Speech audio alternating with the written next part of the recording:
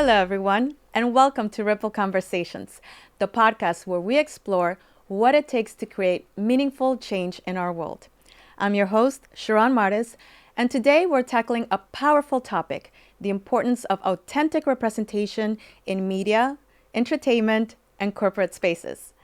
Representation goes beyond just the checkbox. It is about telling real stories, challenging stereotypes, and fostering inclusive environments. I'm honored to have two extraordinary guests with us today. Dr. Tessie Ojo, she's the commander of the Order of the British Empire and Chief Executive Officer of the Diana Award. And Dr. Zandy Unlovo, she's the founder of Black Mustard Seed and former head of EDI for an international bank and wealth manager. Welcome, ladies. How are you today? Good. Thank you. Thank you for having us.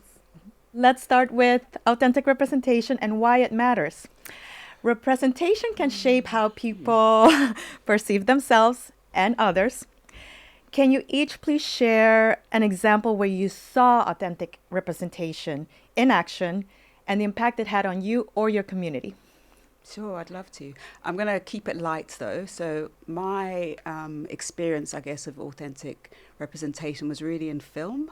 Black Panther being the one that I was. Literally. Oh my goodness. That's weird. That is We've not prepped. I know it's. But I think that's spontaneous. it demonstrates the power that had, because it The was movie. about visibility, being seen, being visible, being validated, and also kind of the negative stereotypes of what typically Black people are seen as. It shattered all of that. So it was really about us being sort of technologically advanced. I remember watching it. I didn't really listen to the story the first time I watched it, because I watched it several times. But I felt so proud. Yes. I walked out there like inches taller, proud of what my background, my heritage, my culture, my dress, having natural hair, all of those things, I think for me was like... It's so funny that we've picked almost the same example, because for me, that was a defining moment around a different Black narrative, where in the past, Black narrative is always around a struggle, servitude, always from that lens of we've rescued these people, or my backstory, enough of the backstory. What Black Panther did was really showing futuristic Africa, was just talking about the Black identity from a level playing field, the same way we've had all the superheroes. For me, it was also about, you're right, the clothing, common colorful. I remember me and my girlfriends, we went to watch it. We all wore something amazingly colorful. We actually changed our WhatsApp group to Wakanda Forever, and we still have it. And suddenly, you just felt so powerful. For me, that Wakanda was something, I don't even know what it means in real life, but it was something that connotated power. I'll tell you, another film that did that for me was The Woman King. That was another moment where I thought this was very female. So I felt while Black Panther was about being Black and my identity, The Woman King was about I'm female, I'm powerful, I'm unstoppable, and nothing's going to change. But I know that for myself, right? But having seen that on a screen, seeing the little girls see that, it's not about being the king's wife or the king's concubine or the king's side chick.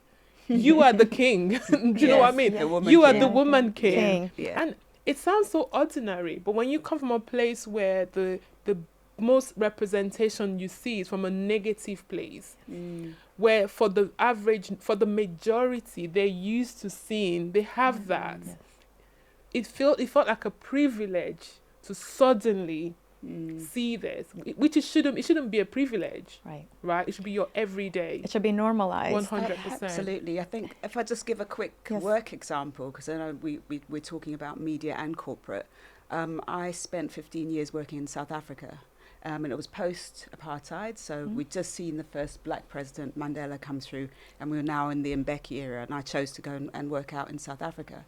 And I worked at a university that was historically Black university, so I had a Black vice-chancellor, I had Black academics, Black professional staff, and then again, having come from the city here in London, where you're kind of one of a few, having that sort of level of education and authority was just so inspiring and empowering to me, because I could then say, well, I can do this. I can be this. Representation matters. Representation really matters. And it's interesting how you both coincidentally I had know. that Black Panther. It's a significant it was a moment. movie. Yeah, there was a Wow, significant it moment. really Yes. was. Can I share another quick story around sure. that? I was speaking to a team of head teachers in a London borough, which I'm not going to mention just to protect them. But in the morning, I went to speak at a college. And I'll talk about that later. But when I was speaking to the head teachers yesterday evening, we were talking about leadership and from the lens of equity. And there was one black head teacher. She wasn't a head teacher. She's head of faculty and she's a black lady, in a very South London borough, which is very diverse, very mixed. However, when she was appointed to that role, she just realized that the students came around her window and they peeped through. And she didn't really understand what they were doing. And I think by the fourth or fifth time, she decided, I'm going to confront these kids. Like, Ask them what they're looking at. what are they doing? Yeah. And she came out, she said to them, girls, what's going on? And the girls said, Miss, rumor has it that there's a black senior management staff in the school, but we've never seen it.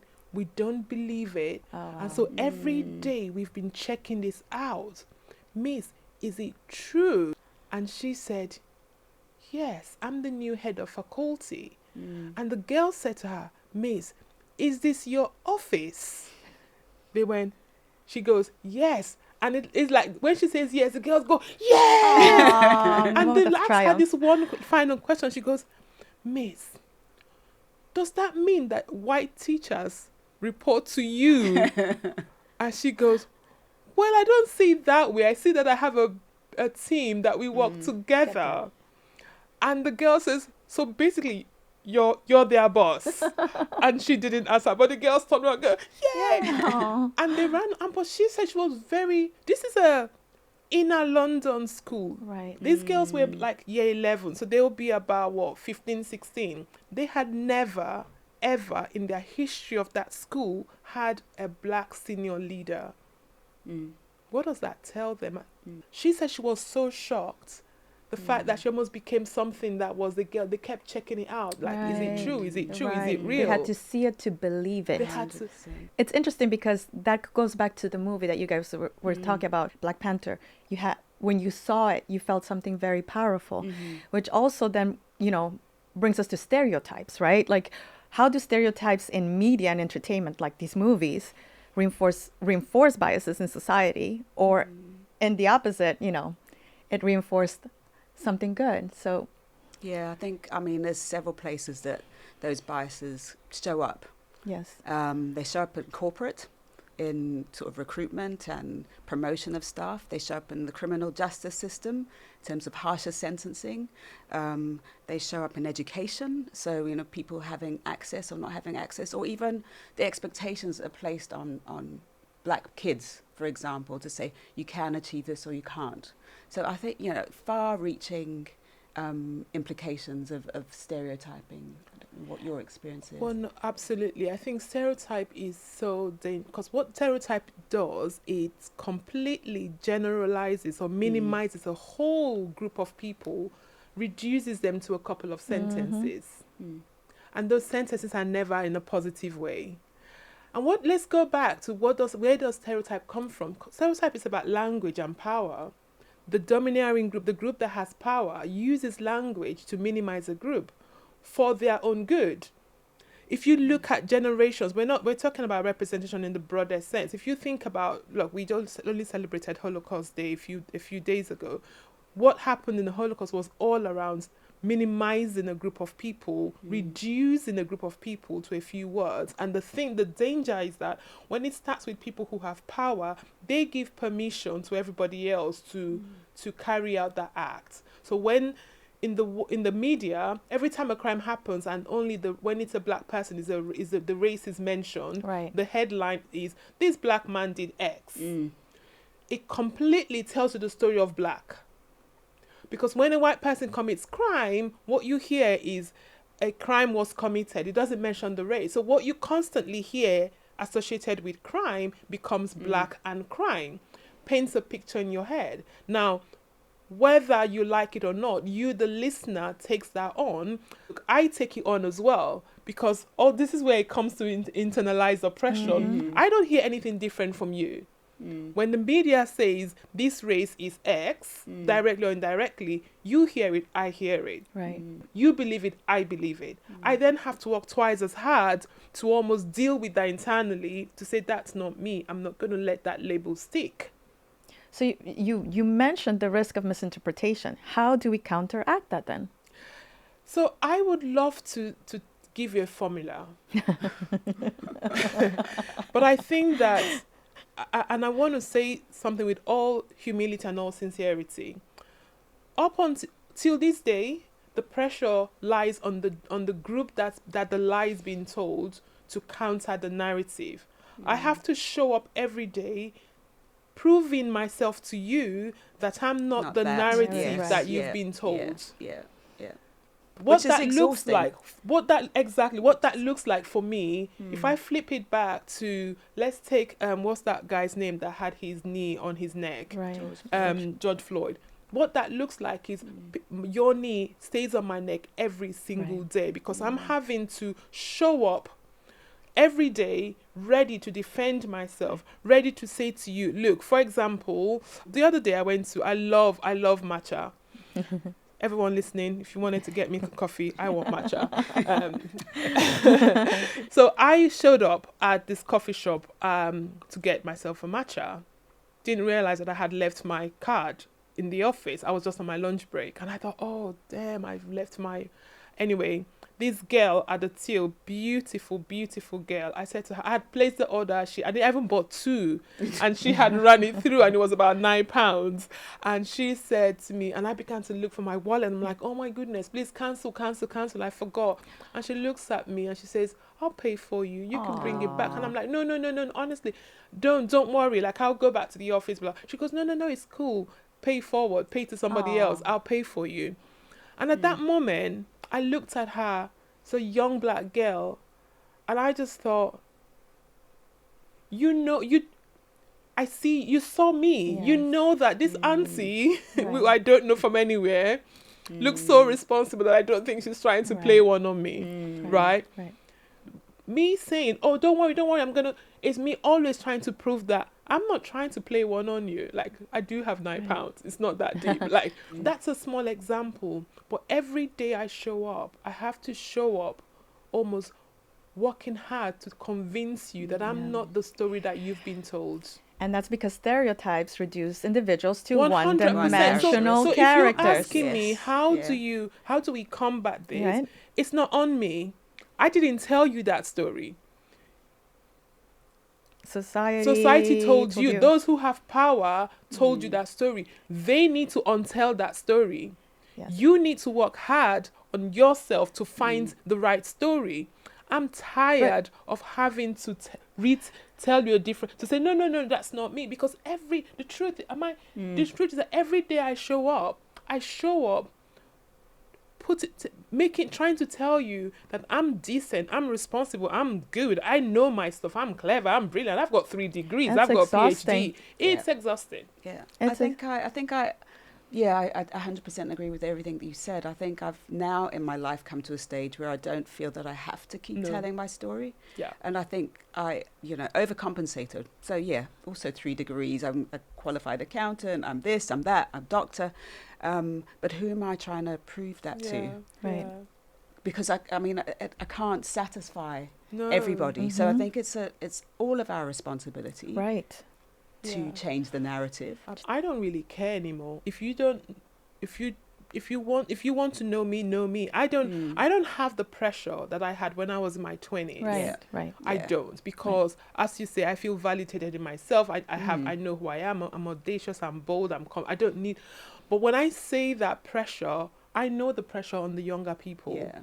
I work predominantly with young people.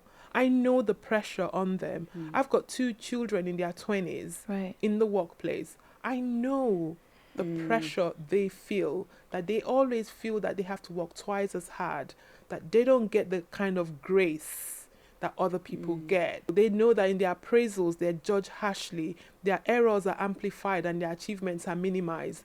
This is what they go through. So what would you tell them? Like, in your own personal example, what strategies have been effective for you in pushing the nuances to have fair representation? What would you tell the 20-year-olds? I would say this, right? There's two things. They have to survive. They have to survive. They have to navigate the system. I would say two things to them, and I have the privilege of speaking to both audiences. For them, I would say keep pushing, keep doing what you're doing, work hard, write down your achievements. When they minimize it, you tell them, put in an email, remind them, do a rap report at the end of your week or at the end of your month, so that people see your achievement. If no one tells your story, you tell it. You know, I would tell them all of that. But if I have the opportunity to speak to their bosses, which from time to time I do, I tell them the pressure of their lack of recognition. I tell them what it means when you have to walk through a system without equity. I tell them what the pressure, especially when we live in a society that recognizes the impact of that we are in a global mental health crisis. What you do to me is you add on.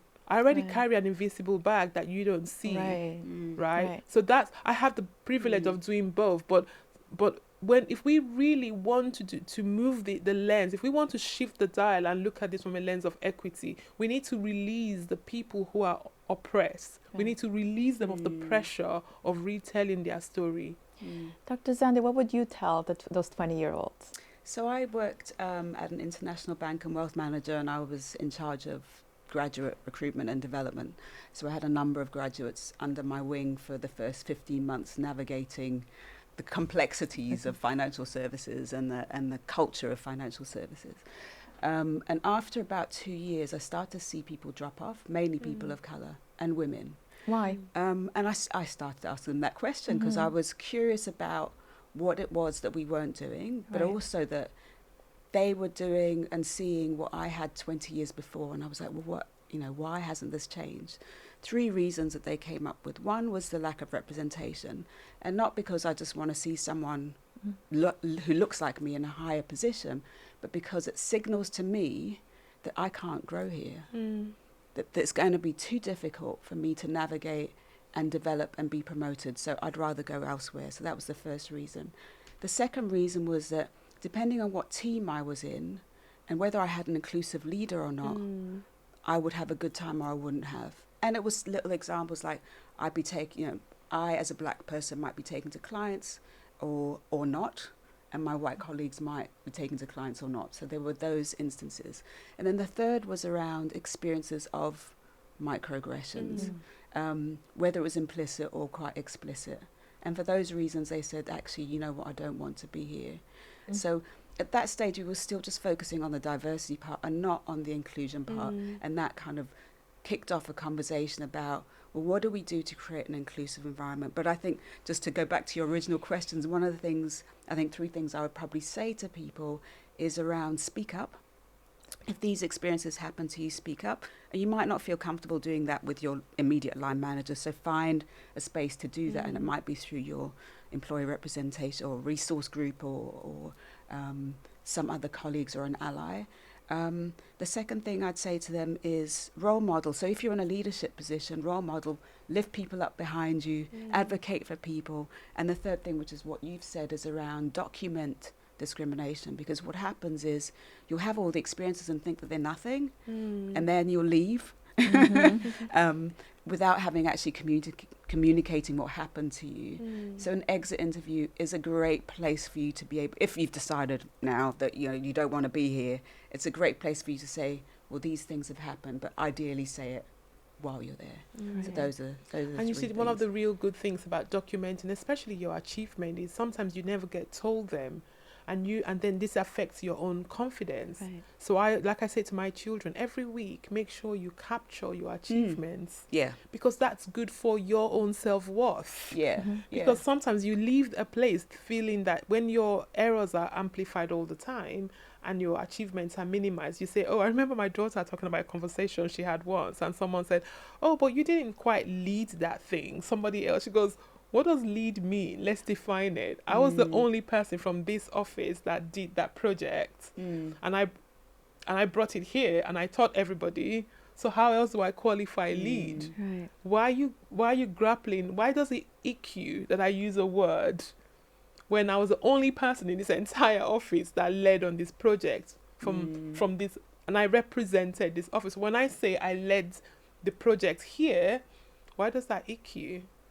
And so, but I like capture your achievement, even if no one tells you. At least you have it, and you can articulate that for yourself. When you use it for your next application, you have your own record of achievement. Because if no one, there's an African proverb, and I don't quite remember it, but it says something about, if you notice the lizard is always nodding, and that's because nobody ever tells the lizard that it's great, so it just has a way of celebrating its own achievement and constantly nodding its head.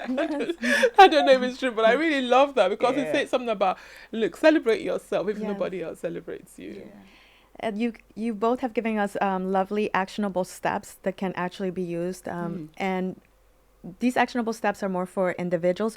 What actionable steps can organizations take, to create a more inclusive environment, especially in the media, entertainment, and corporate spaces? You both have worked in these spaces. What would you tell an organization leader? Yeah, I think there's so many things. We could be here all day, but I think if you narrow it down to 2 or 3, I would say that it needs to be part of your corporate strategy, because what tends to happen is it gets outsourced to HR, to the head of EDI or others, and not it's not embedded within the corporate strategy.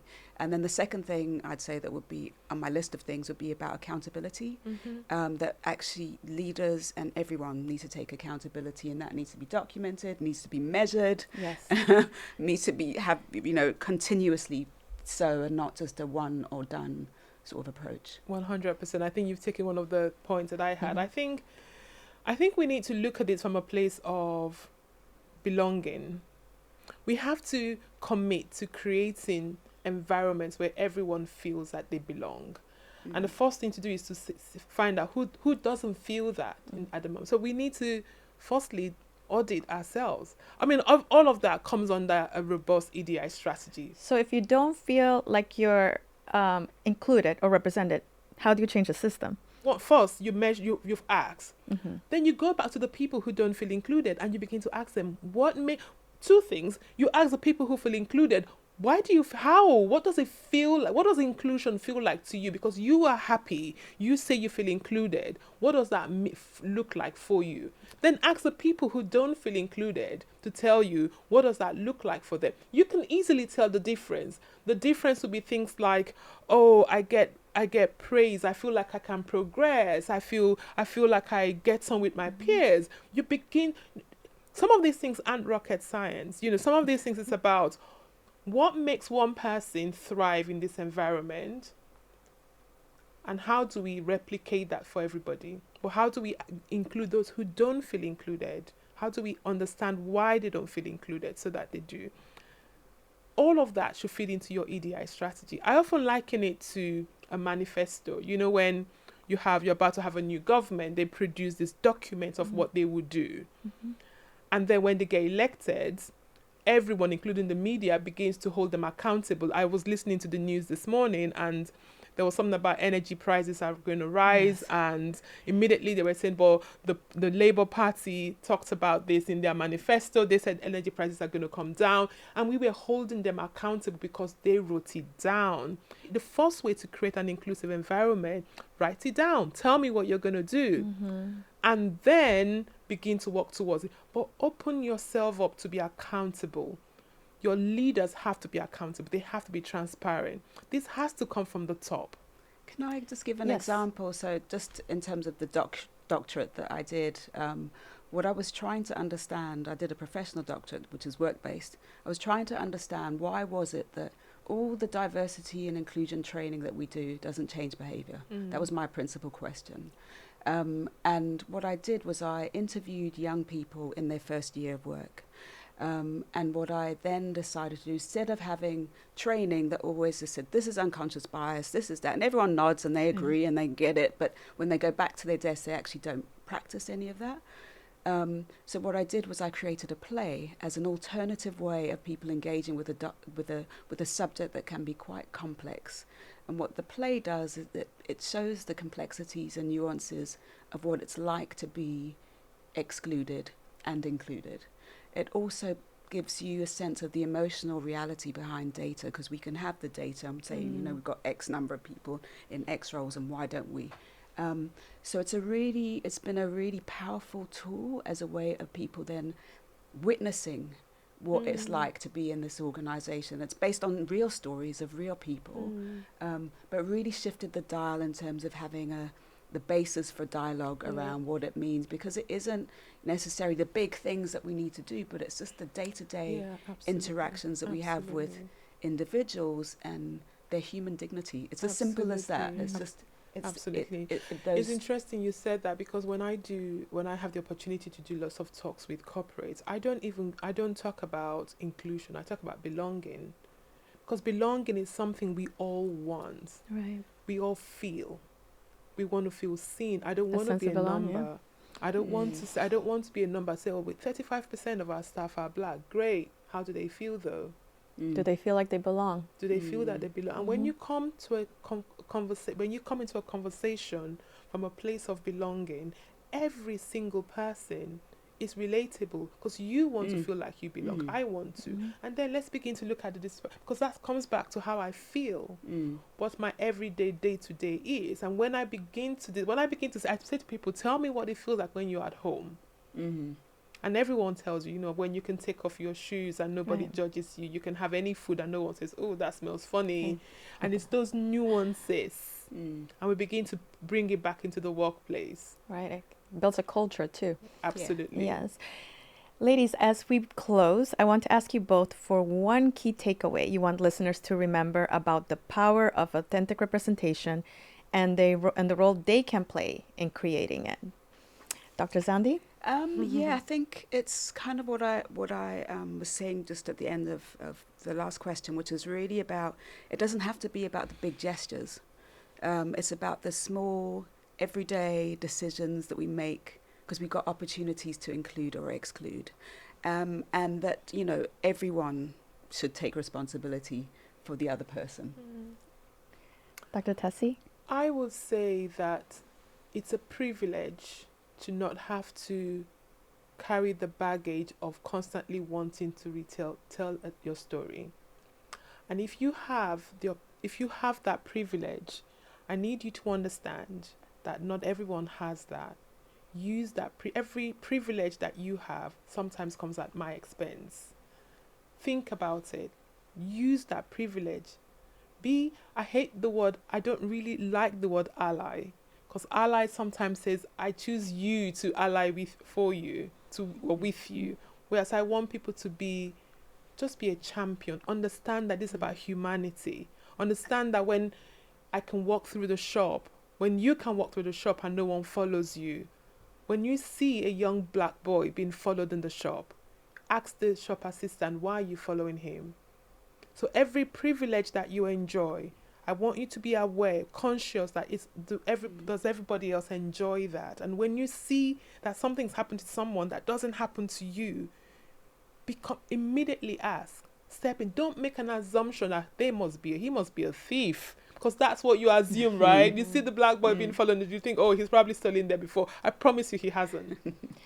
So then, with everything you've said, then how do we stay hopeful and committed to progress? Yeah, I mean, I'm always maybe a bit too optimistic. I mean, my parents were political activists. They fought for the liberation of their country. I am one generation away from extreme poverty. So I'm very hopeful. Which country? Zimbabwe. Zimbabwe. Yeah, so I'm very hopeful. I know this is a marathon and it's not a sprint. So I just try to keep that positive attitude. There's Maya Angelou has a poem around our grandmothers, and one line is something about, I am one of 10,000. They are our ancestors. There's so many people who came before us, and we stand on their shoulders. So I have to be only but positive. Yeah. I have two things keep me hopeful. I have a privilege of working with young people, and when I see those lives change, when I stepped into that school yesterday, and I could speak to over 200 students, speak to them to say, look, I'm a chief executive, and speak to them. And some of the girls came up to say, we've never met a female boss. I know that I've left an impact in their lives. The other thing that I hold on to very much is the starfish story. And the starfish story is a story of a young man and his son walking down the beach. And they saw so many, the waves or the sea had washed off the starfishes out of the sea. And so there were lots of them on the beach. And this boy was perplexed by the complexity of this fish and was like, how are we going to save all of this? And his dad says, let's just try one at a time. Let's just try one at a time. Let's put one at a time back. And hopefully if we put one back, even if the others don't survive, that one would reproduce and have many more. And so every day I ask myself, did I touch a life today? Did I give another child a hope? Or if not even a child, another woman, another person, human, did I even change, hopefully one of your listeners who understands their role in shifting the dial? That gives me hope. One human at a time. One human at a time. And we'll keep the hope going. 100%. Thank you so much, Dr. Tessie and Dr. Zandi, for your invaluable insights today. And thank you to our listeners for joining us today. Representation matters because it shapes the world we live in. Until next time, let's keep breaking barriers.